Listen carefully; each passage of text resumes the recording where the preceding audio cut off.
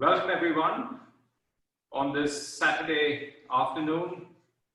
On behalf of NCS, its chairman, the board of directors and employees, I'm pleased to have with me over here three eminent panelists, chartered accountants by profession. Let me introduce the panelists in a bit. How we're going to proceed is, after the introduction, we will have a Q&A session where participants can key in their questions. There's a Q&A box over there. As and when they speak, you can cue in the questions. When the panel discussion is over, I'll direct the questions to the panelists. I would respectfully request you all to stick the questions to the topic or a related topic, so that both in interests of time, we are committed and we stay on the topic. Post that, if there are still some time, if some of you wish to express your opinion, you're welcome to do so. So let me just go ahead about the panelists. So we have with us today Mr. JP Narayan. I'll address him as JP. JP is a chartered accountant who has worked with multinational banks across Europe and Middle East. And he's worked across continents. And he's handled internal audits with accounting firms and within banks. The second is Mr. Krishna Kumar. I'll address him as KK. KK is an auditor with a leading accounting firm. He reviews and he audits from small and mid-sized banks to microfinance institutions. KK is based out of India, in Cochin. Our third panelist is Mr. Sridhar. I'll address him as Sridhar. Sridhar is an industry veteran with almost 30 years of experience across audit and consulting. Again, he's a leading partner, a senior partner, in fact, in a leading MNC firm. Sridhar is based out of Chennai. So I welcome them all. Thank you for joining us. Thank you, participants. So today's subject is on audit and compliance in a digital world. The first thing I would like to ask JP and KK is, before we jump into the topic, to give us a background across what is it they have seen in terms of what has happened in banking and financial services across the past 10 years. JP, can we have your opinion or your thoughts about it first? Thank you, Chris. Let me say good afternoon to everybody who is participating into the system. I don't know whether all of them are from India or across the globe, depending upon the time, good evening or good afternoon. In terms of the banking, I think it has seen it's a very interesting journey, if I can put it positively, post the financial crisis in US, and led to the global so-called subprime crisis or whatever. I think it was like seen as a doomsday scenario, 2008 to be precise. And since then, there has been so much of changes into the banking sector, financial sector, in terms of the business and in terms of the technology, both. And business, a lot of time has driven the technology change. Business-wise, obviously, it has been very, very challenging. If I can be very, very brief and precise, if you look at a bank in 2008 and look at the bank today, globally, the global banks, they look very, very different. What all they do, how they handle the customer, how do they deal with the regulations, what are the challenges they have, what kind of capital they carried, what kind of restrictions on the business they had and they have today. Very different. If you read any balance sheet, you will feel it. Adjacent to that was the technological innovation, which was like in 2007 or 8, we got the smartphone coming into the picture. iPhone was launched around that time, and it became a global picture around 2008 and 2009. And then came the story of digitization, the bank in the hand. I mean, that's the conclusion of the bank in the hand. became the story. When you're talking about the bank in the hand, it basically symbolizes that what all you can do for your needs without going to A or B or C places, on from being anywhere to anything. And that was the basic precise foundation in last 10, 15, 10 or 10 years, so let's say basic, where the whole banks, you hardly visit the bank, while I remember we used to go to the bank all the time. And the kind of products they offer, the kind of platform they offer, everything you do on the click of the button, internet banking, mobile banking. And then we have a lot of new buzzwords coming, fintechs, all those technology companies are taking over the banks or really giving a run for the money to the banks. Very, very different story. And I'm sure where we stand today, it will be a very different story for another 5 years or 7 years from now. So in terms of digitization, serious changes. In terms of business, serious changes. And you will see much more happening in the next 5 years.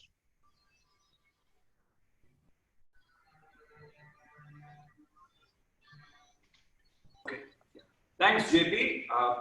KK, what are your thoughts? And, being one of the partners in a leading firm and reviewing banks in India and microfinance institutions in India, what are the changes you've seen in the past 10 years in respect to banking in general? Yeah, thanks, Krish, and good evening to everyone. I'm audible, right? Yes. Yeah. So adding to what JP also said, JP have given a nice introduction about the how the changes have happened for the past 20 years. So I start with where he stopped. Traditionally in India, I can speak about Indian banks, as you said, and the microfinance and NBFCs in India. So earlier, the concept was banking concept was accepting deposits and lending money. So this is something like advanced form of money lending, which started long ago. So that has changed significantly over the past 20-25 years. And if you look at India, there are 4 types of banks. Mainly it is foreign banks, PSBs, private sector, which includes old generation banks, new generation banks, and cooperative banks.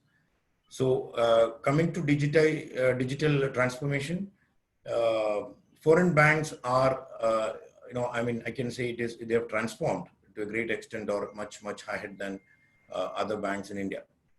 And coming to PSB and private sector banks, few new generation private sector banks, already they are into digital, but old generation banks are in the process of, becoming digital. So only few have succeeded. I can summarize that in complete digital transformation in India. Cooperative banks, of course, they are still lagging behind. Many things to do. That is an area where now the government also in India looking at doing something. And core banking, this was the software which was used by many banks, or still being used. So that is the transformation. The first transformation is, coming with the core banking software for banks in India. So then move to internet banking, mobile banking. So I think it's every day the changes are happening. But India, mobile banking and internet banking, I can say 50% of the population are using as per the statistics of the government of India. That means 50 crores, people are connected to internet in India today. So that is a change which has happened, and traditional banking have changed in many ways. I can say that, traditional banking is there, but the concepts are different now. And the challenges, if I speak about that, digital transformation for certain banks, I can say it is the legacy systems. They are not able to integrate, with the new systems. There are challenges in integration, and majority of the banks in India are not confident, whether digital transformation will really benefit them. And investment is a key thing that is finding very difficult. The banks are running after these NPAs now, including NBFCs. So they don't have time to think about this, digital, investments in digital technology. So there's an immense potential for fintech companies and other companies who's going to support the banks to implement this technology, solutions to banks and NBFCs. And specifically coming to NBFCs and MFIs, they are behind much. I can say they are also lagging behind compared to banks. They are still behind. Some of them are introduced. Some of them have implemented the digital technology. and some of them are finding difficult. Again, microfinance, which is, picking up in the country for the past 5 years, I can say there's a lot of change which has happened because of the internet banking facility for 50 crore population in India. These MFIs, microfinance institutions, are able to lend, going to the rural area, and connecting the people, and the collections also, payments also through internet. Most of the payments also through internet. So the cash dealings have come down significantly in India. So again, the challenges in NBFC is investments. I think we are taking up that separately, I believe. So this is in brief about the transformation to digital. I think the scenario in India. Thanks, KK. And JP, something I want to ask you. This is a very nice statement you made. Banks in the hand. I think it's a very catchy thing. I think yes, because today almost all of us use our mobile, we use our laptops. We hardly visit a bank. And I think you mentioned about it even when I visited you way back in Dubai. This is when we could all travel freely. This is about a few months ago. Where you mentioned that you said that the way audit is being done conventionally has to change. So we all agree that banking is moving slowly digital. So how do you perceive? How do you think? What are your thoughts on audit and compliance? How is that progressing? Sure, I think I'll pick up a little bit what KK picked up generally in the context, global context. Banks or financial institutions per se have the same problem wherever they are. One is that, okay, they are capable, they have the deep pocket, they have the reach, they have the intention to do whatever the best is required, and they will put in due course all the resources required. One category. So these are the people who are at the forefront of challenges which are coming from the big fintech companies or the alternative technology companies. And they are trying to find the way to work together or eventually do something else about it. But they are very much moving into the direction of collaboration on sometime competition with a lot of resources behind it. Then you have the last category, which has never been a very resourceful, small community bank in one corner, one city, in a few cities and all that. They are the one who, for them, it is easy to just rewrite the story because somebody comes in, puts in the money, and you just take into the new platform and you forget about it and the story is on.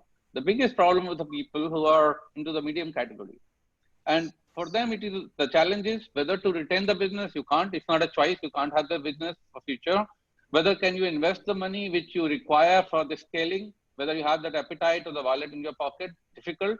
So this is the category which will lead to a lot of, I think there are a lot of news about mergers, and it is mostly driven by the technology and what you can offer. Just to add one more thing on the technology and what this mobile in hand is helping, is that the first part is to offer the technology. Second part is to let people really be familiar with it.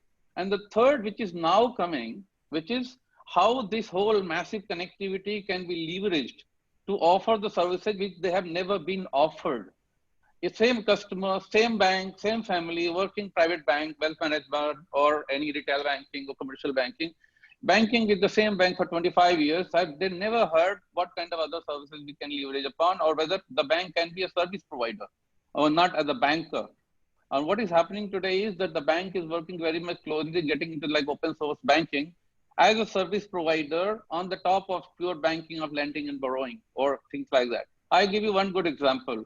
In the open source banking, with your data access to them on the global basis, there are alternatives, so there are the platform being worked out, where you will suddenly get an alert from the bank.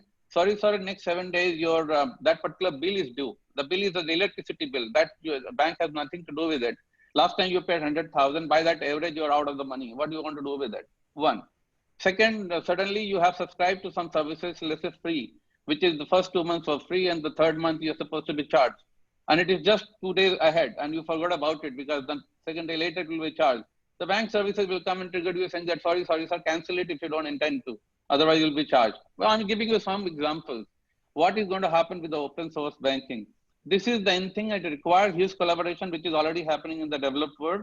And it is going to happen in the market like India very soon, because there is no other way except to leverage on these and penetrate the market, product, services, location, whatever you think about. All these services will have to be offered. So that's a point. Coming back to the audit and compliance. See, the audit has very, very clearly, the new vision of the audit has to be, which is married to the old vision is, are you in line with the management? Are you aware of what management is thinking, not what is always written?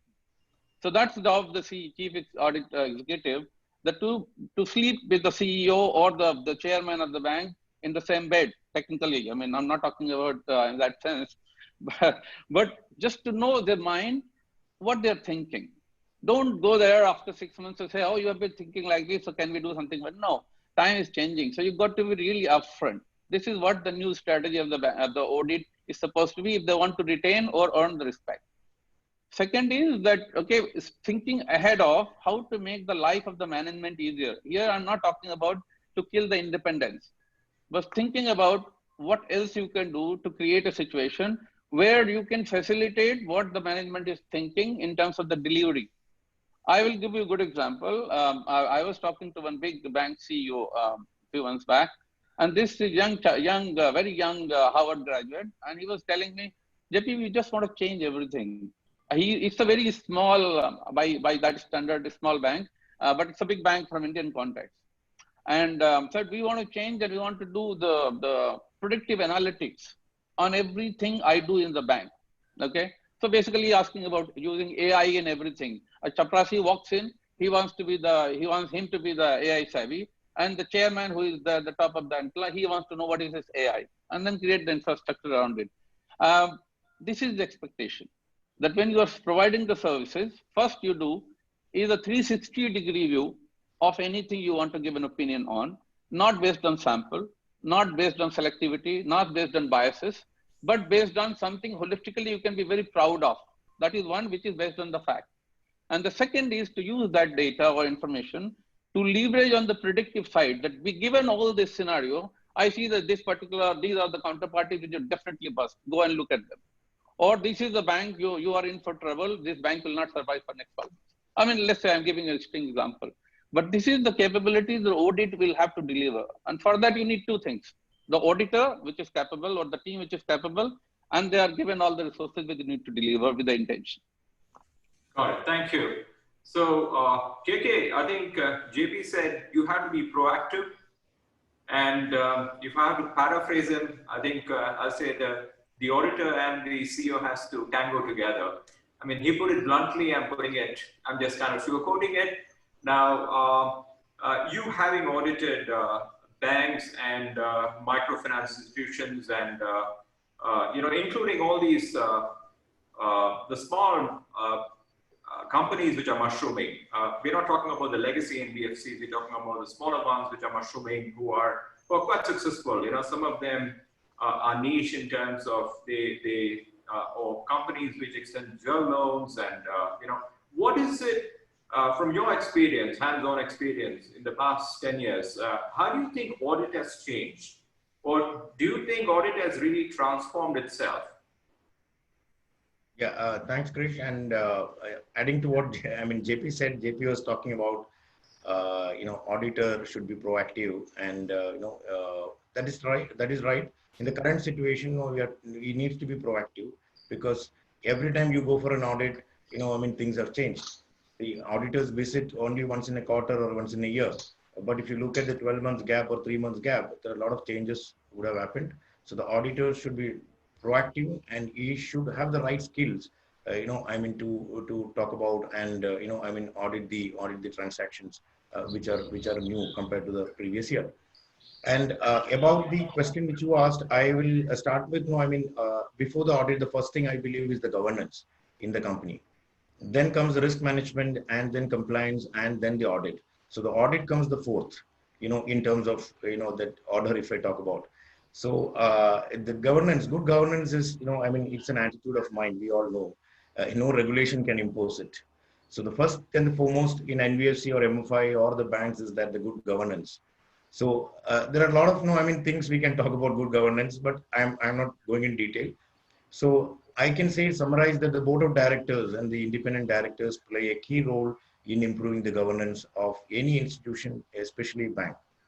And several, banks, based on my experience, I'm telling is like, are, in the process of doing the enterprise risk management, and also they are trying their best to a governance framework they are trying to bring in, so independent directors, I can say that contribute more than the the promoter directors in a bank, because they are very independent and they look at the development of the bank and for the increasing the wealth of the shareholders.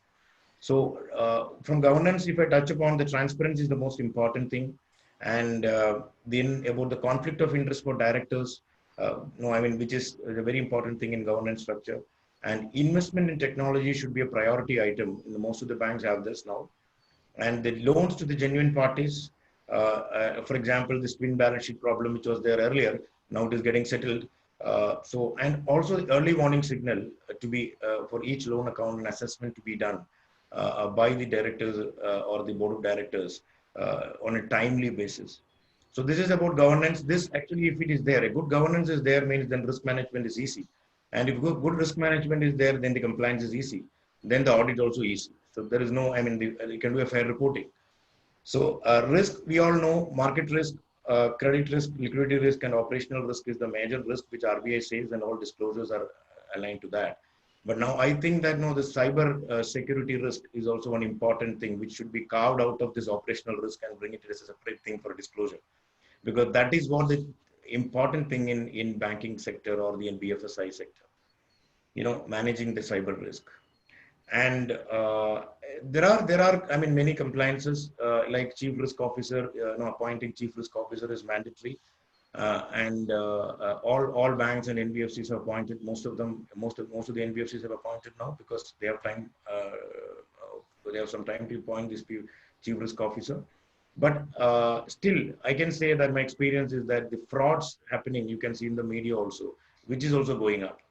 So one side, the technology, improving, infrastructure or investment in technology improving, governance improving, risk management improving, but frauds are going up.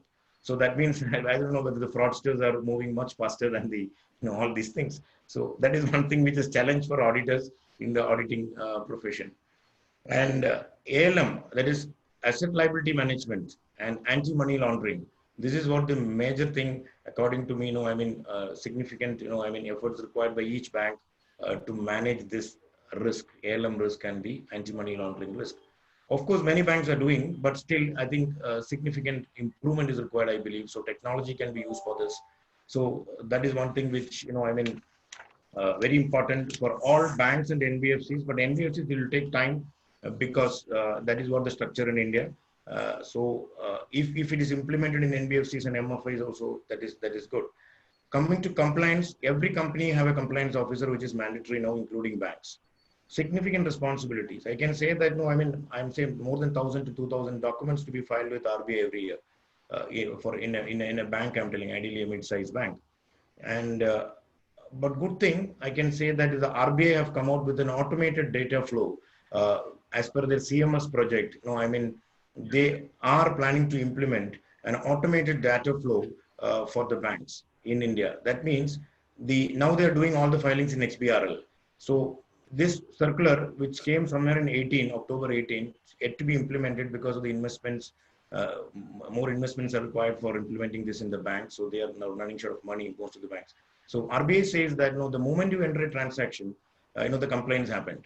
And the RBI is having access to that and they can see immediately. So there is no, later doing a complaint. See, the problem now is like giving one data to the board and giving one data to the RBI. So that can be avoided the moment you enter the data. And external auditors coming to audit, they play a crucial role, not necessarily external, all the auditors in a bank. I know that there are 10 to 12 auditors in a bank, different type of auditors, internal auditors, external auditors, concurrent auditors, revenue audit. So all, have requisite, experience and also the knowledge in technology going forward to do the audit. And above all, the penalties, I can say, that imposed by the banks in India nowadays, it's significant. Penalties for divergence, penalties for non-compliance. Even the auditors are also now, penalized for non-compliance and divergence. So right. That's from my side. Yeah. Thanks, KK. I think KK, one thing, what you're saying, it's you beautifully brought it up, saying that the three levels of defense. The first is the governance or the business. Second comes risk management. And audit, of course, is the final frontier, but one thing what both JP and you also mentioned this, JP said that auditors just cannot do a postmortem. Auditors have to be proactive, right? I mean, let me just bring in Sridhar here because Sridhar has worked across industries. He's worked with banks, he's worked with the government, and he continues to advise large government, semi-governmental institutions. And how is the government looking at digitization and all that, Sridhar? I mean, we see, I mean, thanks to, or I shouldn't say thanks to COVID, but because of COVID, we see a huge talk and an intention towards moving towards technology. So where do we see the government in terms of trying to promote tech? Can we have your thoughts? See, one of the things which we have noticed is technology has become a core business driver for most businesses. I think JP also mentioned business leading to technology, but nowadays technology is an integral part of a business. So, and especially in a rapidly changing business environment where globalization is picking pace, industry convergence is happening, and the consumer behavior is also changing. I think in that respect, we don't see government reacting very differently. I think they are also perfectly in sync with the direction which the business is being driven to, where technology plays a major role in many of the aspects. So a government, in terms of governing the businesses, in terms of the fiscal aspects, which they take control of, I think technology has played a very important role. One of the latest examples I can quote is the GST, and nevertheless, we hear a lot of things in terms of the deficiencies in the network and the system. But certainly, it proves to a great extent where government sees the value of technology seamlessly, working across segments and providing them the advantage, to govern the tax part of it. So movement of goods, levy of tax on the production of goods and services. So everything is brought under a single umbrella. And in that respect, I think I'm not seeing government reacting very differently, from the businesses.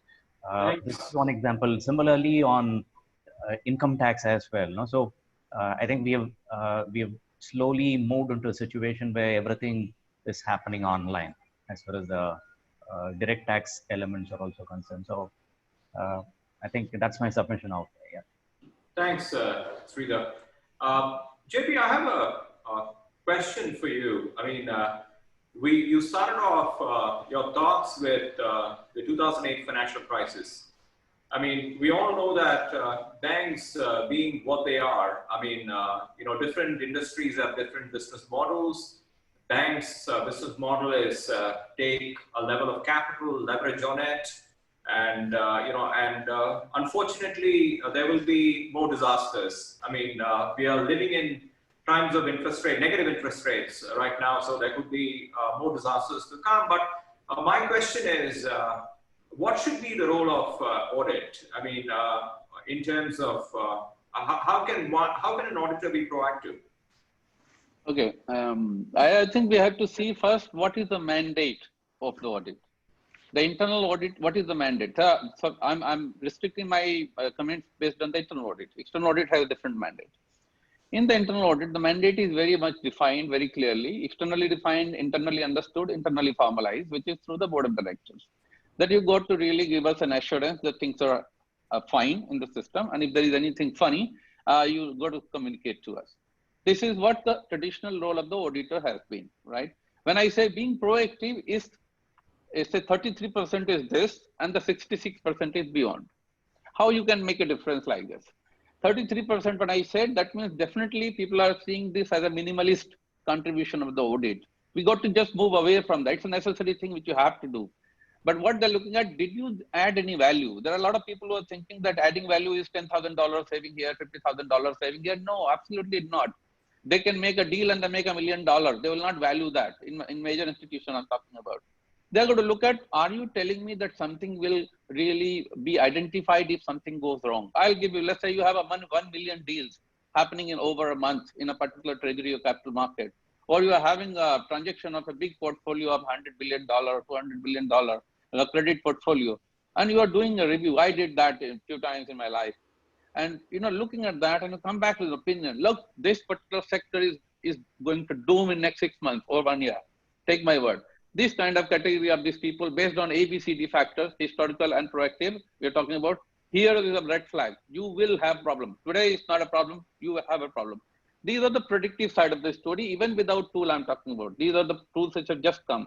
These are the predictive side, which is the value addition side. And I can tell you based on just one example, I can tell you in one of those cases, billions of dollars were saved. Billions. I'm not talking about millions of dollars. Billions of dollars were saved. We had to buy some of those ire of the people who were not probably comfortable with that opinion, but it mattered. And we saved really because by exiting those exposures, they could sell in time. And we made a lot of saving. Till today, we really cherish those moments. I'm saying this is a historical value addition. Today's value addition is that you have technology at your side. You have the capabilities. You can hire capability if you don't have internal, as long as you have a vision. You have the commitment from the top, and you have the thought process that how you want to execute it. You can hire people, apply those minds, take the holistic view of everything you want to take an opinion on something, 100%. There is no question of sample, 10%, 20%, nothing, 100% sample, so that you can frame your opinion saying that, hey, in this portfolio, I can tell you everything is just fine. Not only portfolio, the whole damn process, whole productivity, offering, strategy, everything is very, very nice about it. And I don't see it happening, except obviously you have a COVID. That let's say extreme situation of pandemic. That's a different story. I'm saying even today, this is 33% on the top of 33% I said. The rest of the 33% is based on, are you strategic thinker? I'm again talking about the top-notch auditor, which is the way you're supposed to think. Are you a strategic thinker as a independent of what you are already doing as a role? That means, can you predict something about not the portfolio, but business, the environment, and where you fit in a particular bank or particular business model? And do you have anything to talk about? It is something which they are looking forward to. The board of directors want to look forward to, and the management is definitely happy. Obviously, because you are not criticizing. There is a very strong value addition here with the even critical view you can put there. So technology is helping in one angle that you can have a confidence on based on what you are saying. And then the second confidence comes that how capable you are to interpret that for the future projection. And it's very, very important that you got to go there. Second point, I think we had the comment before, regulatory aspects, and I mentioned in my initial introduction, regulators have become very, very paranoid about something going wrong with the sector. I remember in 2006, February, we were having a big meeting and everybody was talking, what are the risks emerging, the market risk, the credit risk, the operational risk, compliance risk, equity, blah, blah. And we had one senior guy said, guys, I'm not hearing credit risk. What you guys are talking? I'm not hearing credit risk. And it's about to happen. They were so, like experience speaks. And we had in 2007, the serious crisis. So, these are the things which really take you out of the context. These are the things which matter. And these are the recipes for you to be able to, as I said the word in the beginning, to sleep with the management or to the CEOs. Got it. So you're saying that, yes, you have the unknowns unknown, like the COVID. And it's easier these days with the help of technology to predict the known unknowns. Yes. Okay. And sometime in the unknown, which is known unknown, and then you can't be right, but it is always the degree of freedom you always predict.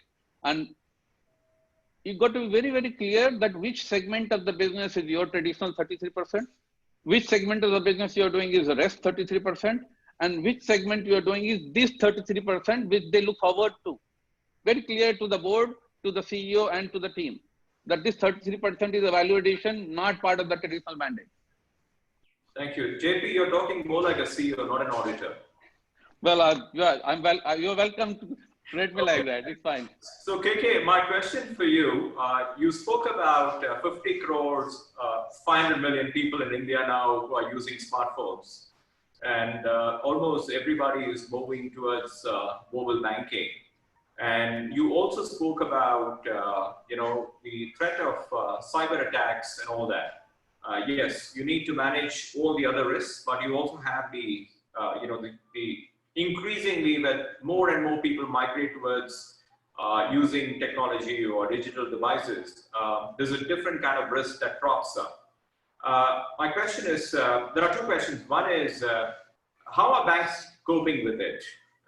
Have they invested enough in technology, or is there a budget they're looking at? That's number one. My follow-up question would be, auditors, are they trained enough to assess these risks? Yeah, Krish, this first question you asked is about whether the banks are prepared, I think, or they are ready to invest in addressing the cybersecurity risk, due to the digital transformation happening across the country, especially, in the rural market where people have more than 50 people have the internet banking facility. Yes, now there are two things. Bank is not able to reach, to the rural area like what they expected. Though there is Jan Dhan accounts and all these things are opened, accounts are being opened, but internet are not being used by the borrower. the customers. And NBFC playing a role there. I can say that NBFC is bridging the gap between a rural, customer and the bank. Because bank, not able to reach every rural, citizen or rural person in the rural area, but NBFCs and microfinance are reaching them. And also, they are making use of that internet banking. I can say that if you look at the total number, roughly, if you look at whether people using banks' internet facilities or whether MFIs or NBFCs facilities, NBFCs and MFIs, they go and train them and then make them, understand what the technology is, and a lot of trainings they do. That they lend to a society sort of thing. They like a group, a joint liability group, or so that's what's one thing. So banks and NBFCs are investing. They have a budget, but the problem now is, as I said earlier, is now the banks in India and NBFCs are addressing the larger problem. That is the NPA. Most of the time is spent for managing the NPA and the risk related to that. The moment you lend, the thing is like average NPAs are going up in every bank. So, so that means some corrections are required at that area. That is what the banks are struggling now. Meanwhile, they are also having budgets, investing in technology. But as I said earlier, less than 50% only have succeeded in a complete digital transformation in India. So there are a lot of opportunities, as I said, like fintech companies or technology companies to support the bank if there is enough budget for a bank or NBFC. So that is one. Second is about the auditors, whether they are skilled to do the audit. It's a very valid question. When the digital transformation happened, then the auditor also should be he should also transform. So auditing in a digital environment is not similar to what a manual audit is all about. We all know that. So the skills required is 50%, and I can say presently on an average, old generation or private sector or new generation banks, 100% is in digital. So application controls and manual controls are there in audit. We look at both. So manual controls, the auditors can verify the presently without any support from the IT technology experts. But for the cybersecurity and other technology related review and application control review, in each audit firm, there should be an expert to deal with that situation or to review that controls or digital initiatives of the bank or NBFC.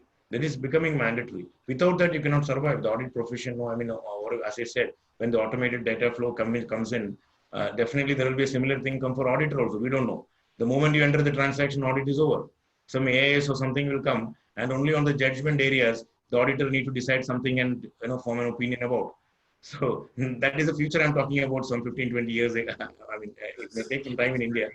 So that's good. So here you're talking about predictive tools and chatbots doing the routine work of an auditor. Yes. And based on a checkbox analysis, and the auditors are required more from a strategic perspective. Yes, Sridhar, you want to add something, please? No, specifically, no. I think KK had a right response. No, maybe the current breed of auditors by themselves, no, are not totally equipped to take up the challenge. But I think we are also moving into the realm, and the profession is also recognizing the fact that a digital auditor should embrace the latest in the technologies, ranging from analytical tools to visualization tools and whatnot, and help the businesses minimize the risk in a digital world. So I think that is happening, and a lot of efforts are being taken by the respective institutions also, to encourage people to move in that direction. So specialism might become a fungible thing, in a medium term period. Is my view. Right. Okay. So I have another question before we get into one is, see, today, I guess the way technology is moving, I guess today, I think WhatsApp is almost on the verge of getting a payment bank or a payment gateway license. And WhatsApp, of course, is owned by Facebook. And, I think the Facebook or WhatsApp knows more about my spending habits or my about myself than probably my banker does, because my banker is sitting miles across. So JP, what are your thoughts on it, and how do you think audit should, or compliance should, what kind of role should it have? See, I think in my introduction I mentioned that in the era of digitization or the fintech, more and more is coming, where the category one institutions, the big ones, they manage to either launch themselves or they partnered, or the big techie companies finding it that cut the time short, because every technology has a very self life. So everybody just trying to merge together, marry together, and say, okay, what we can do together. So it's like a win-win survival. And in that situation, you see all the names. You take any name big, whether it is a technology company or the big bank. So you just name it, and everybody has partnered something. And there are initially in 4 years back, there was a lot of collaboration among the banks to create a platform. Asia banks, European banks, American banks, trying to create a platform, bring in the technology, bring in the blockchain technology, bring in lots of new ideas, and then say, okay, hello, we can offer this so that you have some advantages, we have some advantages. Today, what is evolving, as I mentioned, is the open source banking. This marriage is happening between the open source banking data people who have, like for the banks, they have all the data of related to the financial transaction, and these techie companies or the other people who are going to use that data. And you'll see that the business they are losing to the fintech, eventually these data might become a revenue for them in terms of whatever through open source they're trying to get that data. So that's another story about the evolution of the technology and the technology driven fintech. However, as far as the auditors are concerned, fundamentals remains the same. You got to be tech savvy, you got to be capable, you got to be thinking ahead, you got to be really incorporating all those as part of the strategy. You got to be, thinking as the management is supposed to think, or the CEO or the chairman is supposed to think, and then bring all the things which you need together. Because at the lower end, the nitty-gritty of the process, the people, the technology, it will all fall in as long as you have somebody who's take a call that I want to be like this. Because there is no time for waiting. You want it, you will get it, because either there is a budget or either is a budget constant. That means you and your CEO or chairman is not on the same page. And that means you have to bring that. So as long as you are on the same page and you have a very clear thought process that we got to achieve the objective, the rest will fall in place. There is no shortage of resources. One last word maybe I can add is that tomorrow's, today as well, but tomorrow you'll see the huge number of data scientists will become the hardcore auditors. They will be the hardcore auditors. They will be telling us, you will have auditors, which are traditional auditors. You'll have a huge number of data scientists working in tandem with the auditors and helping them to really do what you think. And if there is a marriage between the data scientist and a traditional auditor way of thinking, a proper auditor way of thinking, then the magic will really happen. But that is where it is supposed to be happening. People are trying, but they are in different stages. And maybe I can mention, just to run away example, that in Indian context, for example, we had a lot of incidents of the technology-driven misuses, a lot of money here, there going, some data transaction hidden. It is all because somehow the RBI or the regulator really need to assimilate those capabilities and really make some good present out of it, which we have to see, yet to see. But globally also, it's not the great story, but slightly better. Got it. Thank you.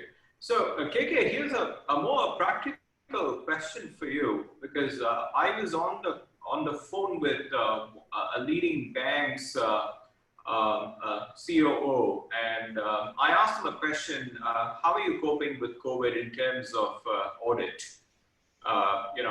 He said, well, I mean, like we normally do an inspection of an X number of branches every quarter, and unfortunately, we've just been able to do 10% of that. So how do you think technology can play a role over here? Yeah, as a good and relevant question in this time. What I think my experience I tell is the problem in India is like data. Only 20% of the data is in cloud. If you look at all the companies together or the banks together. So the problem is like remote audit is a very big challenge nowadays. Every auditor in the country have gone through this during this COVID times. All bank auditors, especially, or NBFCs or MFIs, because they all have number of branches, more than 500 branches, all the large NBFCs or large banks. So the challenge which we faced in this COVID time is like getting the data, in the scanned copy of the documents. So many, as I said, many banks are not saving the data in the cloud. Many banks, but there are certain banks or certain companies that are doing this. So COVID times, digital audit, that we can call it as not exactly a digital audit, is a remote audit with the technology, transferring the big data through the, file share or Mimecast and getting the data and doing the audit.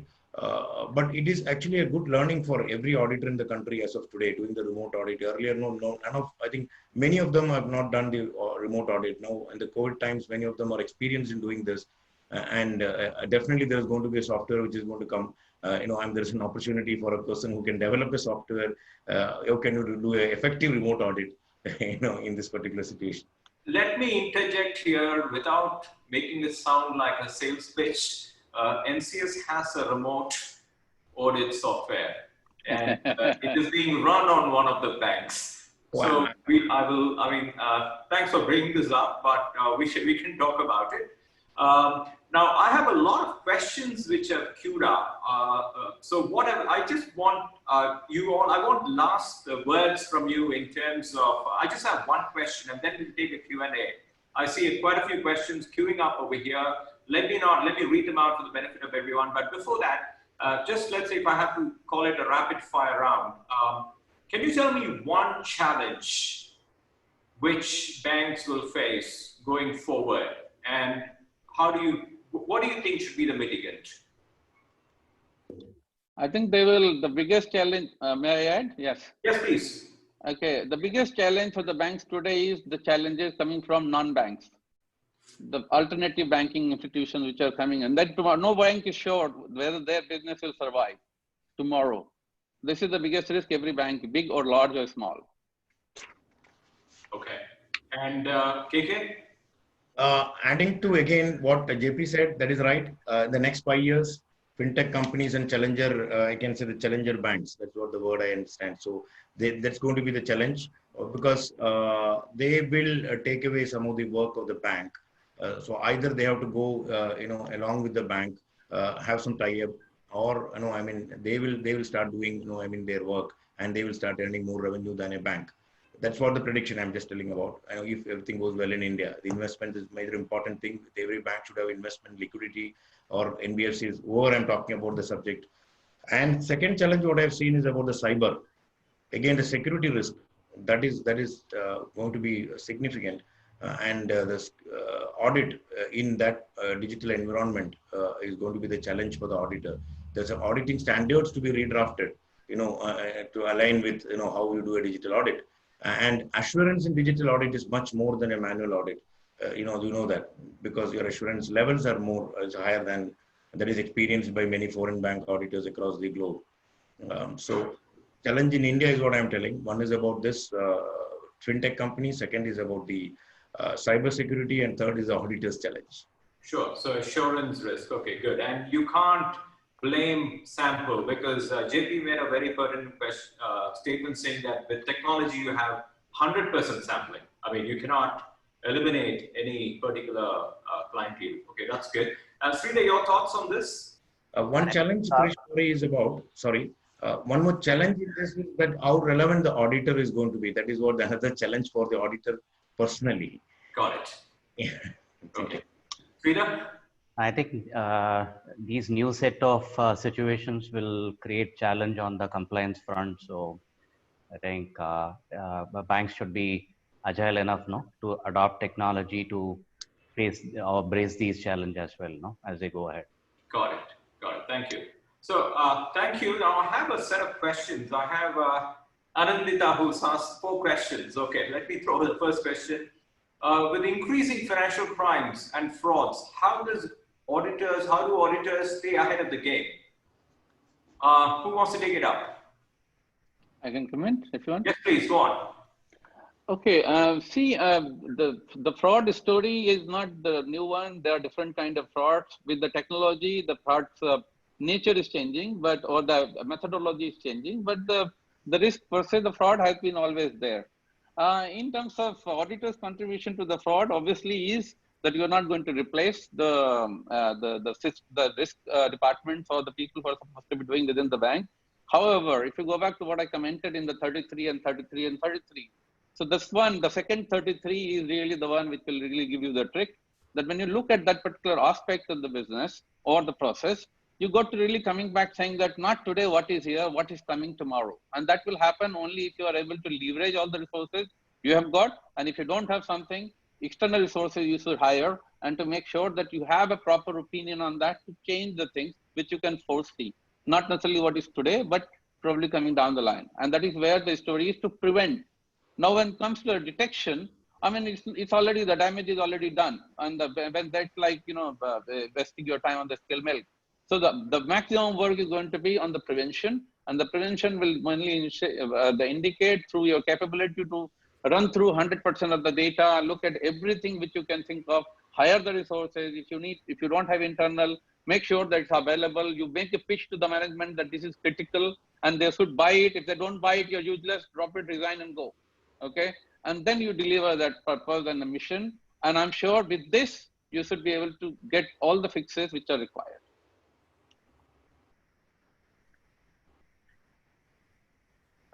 So there's another question from her. I'll kind of, now this is a very interesting question. I mean, this is more a P&L question. Now, I think I'm Anandita, I don't know where you're attending from. Thank you for this question. It's going to be an education for me as well. It's a tricky question. How much cost should a bank allocate to audit and compliance in relation to its revenues profitability? Now, I can answer this very academically from a risk perspective, because it's I've been trained and I'm paid to kind of advise on risk and design those fancy models, which many a time which fail.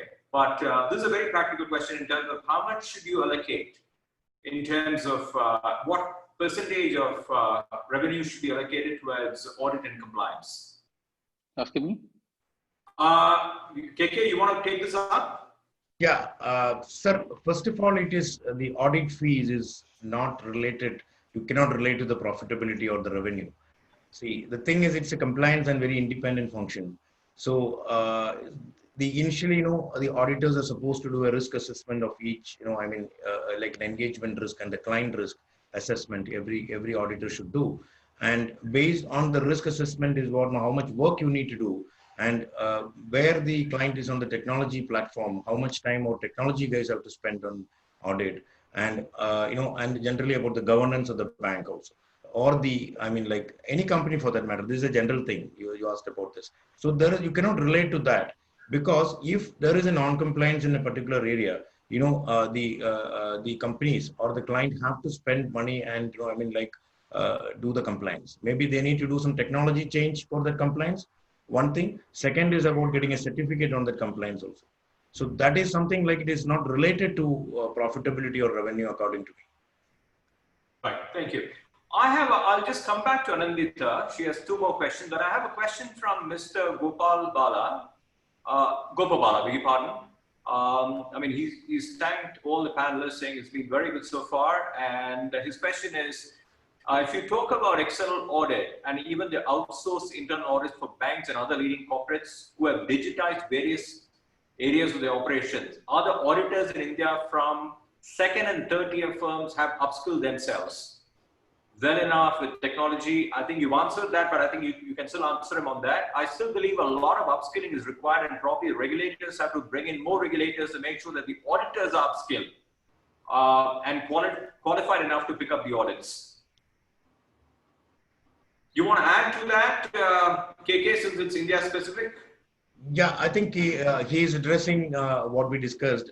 You're right, auditors need to upskill, no doubt about it, or they should have the technology experts with them, not necessary for audit of banks or a BFSI, any company for that matter. Everywhere the digital transformation is happening, according to me. So, so it is right. This point is right. Auditors need to upskill. A lot of training required internally, externally, or by the external agencies to the auditors to upskill. Not only on technology I'm talking about, because that is going to be the challenge. As I said, there should be the standards also in going forward. Auditing standards also needs revision. And conditions for audit also may come. I understand that a proposal is there, like only people who are qualified, CISA qualified, can do bank audits. I think already there in some countries, but most likely it is likely to come in India also. I'm just telling, this is in the pipeline. I mean, not as of today, any chartered accountant can do. So the upskill, as you mentioned, right, it is mandatory or essential for any auditor of any age if he needs to survive in the profession. Got it. The next question is addressed specifically to you, KK. Mr. Sivan, very valid points on independent directors' role, AML and ALM, but how can technology be made to help ID real time so that these are captured, ultimately independent directors are hauled? I think this is a question for the Finance Minister of India, not to you, but you can make an attempt and answer it. Go on. Sir, I think this is a proposal, as I said, about automated data flow. I think he's picked up from there. The RBI, as I said, is coming up with a project. The moment you enter the transaction, the compliance happens or the audit happens. So AML and ALM, it's very risky, thing in any bank for that matter. But technology is already there, and real-time technology is not there. So there is a technology, and RBI has provided something like, there is, you can go to the website and you can fill in all the details for ALM and as well as capital adequacy and all. But it is not real time. It is filled up by the bank, approved by the board, and signed by the auditors on a yearly basis. There are certain certifications the auditors are supposed, central statutory auditors of the bank needs to do. And independent directors, again, that question, I'm not commenting anything on that, because as you said, it is something like, and he has mentioned about certain bank name, which yes, you mentioned it. We won't talk about it since we are recorded and we have a digital trail. So we won't talk about banks, specific banks or individuals. But KK, I would invite you to answer him privately. I can share his number, or you could answer him on that. You can give your thoughts on that. Sure, sir. Yeah, sure. Yeah, just to add the point on the ALM, if you go to any major institution, any major reasonable size major institution, multinational included, that every day they are supposed to be live every second.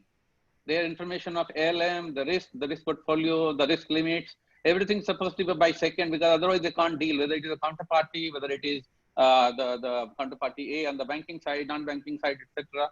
And the ALM also, particularly this limit, that limit, etc., to monitor. So they are by second. Only thing is that auditors, and these are the ones which are normal institutions, and come 5 p.m. or 4:30 p.m., most of the institutions, they're supposed to release the report internally and externally to their institutions, telling them what is their position. by complying all the regulations. So as far as the institution's capabilities are concerned, they're all there. Our auditors are supposed to be working around it, or if there is only doubt, then they work around alternatively. Got it. I have another question from Mr. Murali. I think to all the panelists, what are the special skills qualification required for the current audit in this digital environment? Do you feel that the audit would be taking the role of operations? So he's talking about convergence, and he says continuous monitoring in the digital world. JP? Yes, sure. So as I mentioned, the continuous monitoring is, we have to separate. We have to make sure that we are still internal auditor or we are the auditors. That means you should never ever own any process of the bank. And it should be very amply clear to everybody who has senior management, chairman, or, hello? Yeah, JP, you're audible, go on. Okay, you can hear me? Yeah, of course. Yes. So should never own a process. But at the same time, as I said, on my matrix of the 33 and 33, you should be able to facilitate that process. And this continuous process will be part of the 33, where you have 100% of the data flowing into you, and then you are getting alerts, which you can assimilate, and you can find the way to communicate the way you want to communicate. So you will have to have your inbuilt process once that flow has happened, but never overtake or never be part of the process in terms of operations. No. That's very interesting. I have a question, another question from Mr. Gopabala. In the past 3 months, most of us are used to work from home with virtual audits and virtual audit committee or board meetings. Yes. What is your take on continuation of this trend? Hopefully we don't go back to our past fully. Whilst I understand there are some areas where the virtual delivery is difficult, but what we have experienced in the past 3 months have really opened up our eyes. Yes. Maybe I could answer this, if I may.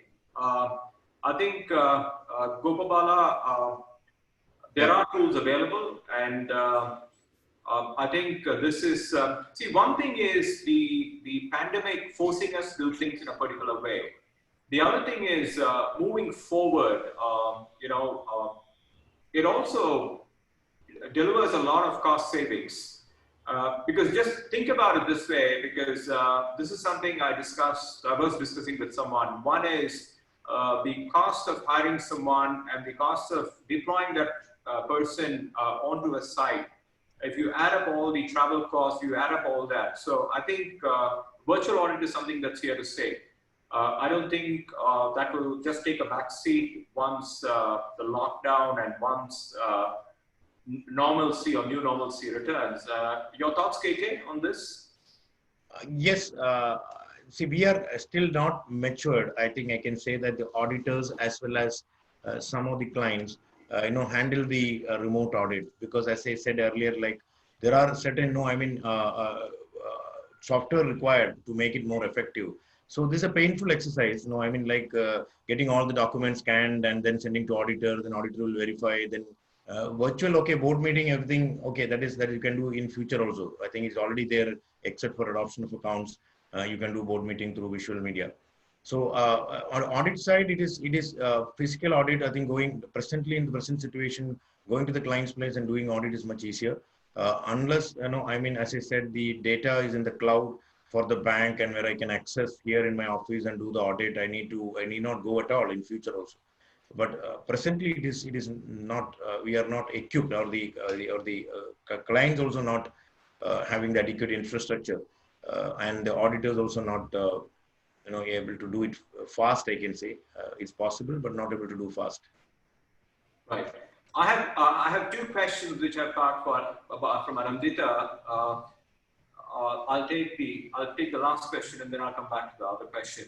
With digital banking leapfrogging in certain markets, yes, I think across all markets, should audit be real time? JP? Yes, as I said, post-mortem time is over. There is no scope for the post-mortem anymore, because that's why we lose the value and the respect. Because the word is, you can hear me, right? Yes. Okay.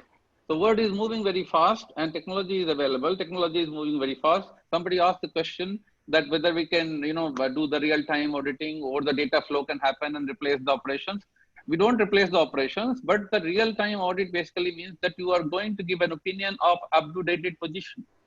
As of today, you can give an opinion, not 31st December, 31st March, 30th June. No, today, we are signing the report today. I can tell you what is my opinion on that. This is what is called real-time audit.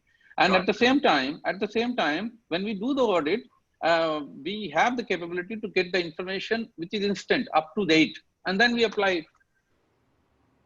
Got it. So I have another question from Mr. Girish Jain from Qatar. Due to COVID, do you think physical audit, personal visit is going to be obsolete soon? KK? No, COVID is a temporary thing. According to, we are all positive it will go one day, but we don't know when it is.